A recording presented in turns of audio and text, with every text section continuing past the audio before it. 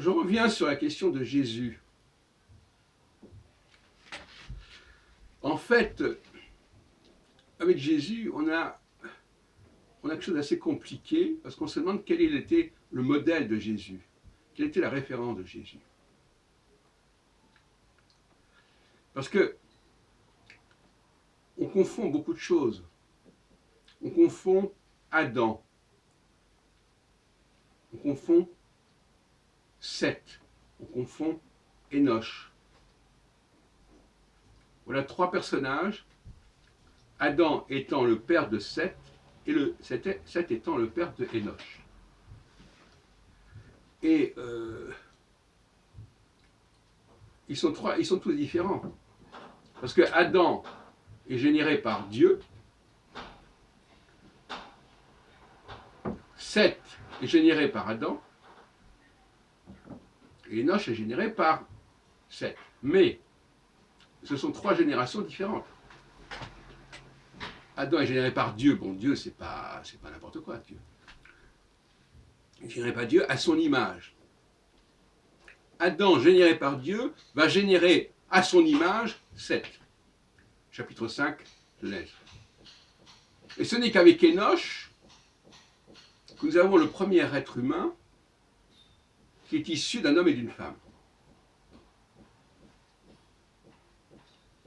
Parce que dans le cas de Seth, c'est compliqué. On a dans le chapitre 5 un parallèle absolument calqué sur la création d'Adam. Mais à la fin du chapitre 4, on a un autre discours qui dit que Adam s'est uni une fois de plus avec Ève, et que Ève a obtenu le remplacement d'Abel grâce à Dieu. Et là aussi, il y a quelque chose qui n'est pas très clair. Bon. Mais cela dit, Jésus, lui, il est censé être né d'une femme et du Saint-Esprit. Donc, quelque part, il est un peu comme Seth, finalement. Hein, on retrouve un peu le même personnage que Seth. Seth qui est né aussi d'une femme, dans le chapitre 4 en tout cas, et puis d'une intervention, on ne sait pas très clair, du Saint-Esprit. Ou alors, effectivement, c'est l'autre Seth qui est né d'Adam et qui est à l'image d'Adam, comme Adam est à l'image de Dieu. Alors, donc les repères ne sont pas clairs. Puis ce qui vient compliquer encore plus les choses, c'est que dans le chapitre 2, 3 et 4 de la Genèse, on nous parle d'un Adam, mais en même temps, on nous parle d'un Ish. Parce qu'au moment où la femme est créée, Adam dit, elle est Isha parce qu'elle vient de Ish. Et Ish, c'est une rétraction de Enoch. C'est Aleph Shin, et Enoch c'est Aleph Nun Shin. Donc, Adam n'a rien à faire dans cette histoire de... Adam, c'est le Saint-Esprit en fait. C'est celui qui est directement issu de Dieu.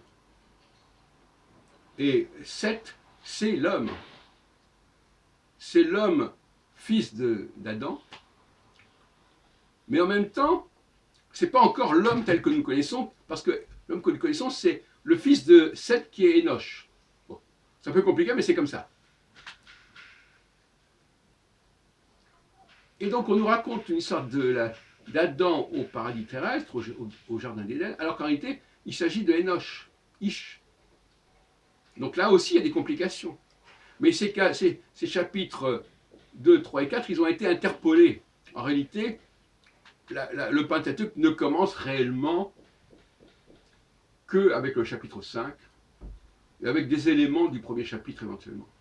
Mais les chapitres 2, 3 et 4 sont incompréhensibles. Quelque part, ils sont raccordés. Et quand on pense que c'est sur ces chapitres-là qu'on nous parle du péché originel, de la chute d'Adam, etc., on voit que cette addition a eu des effets absolument incalculables, puisque tout le christianisme se réfère à cette chute d'Adam. Donc, le personnage de Jésus, il est référé inévitablement à cette structure généalogique que je vous ai mise en évidence.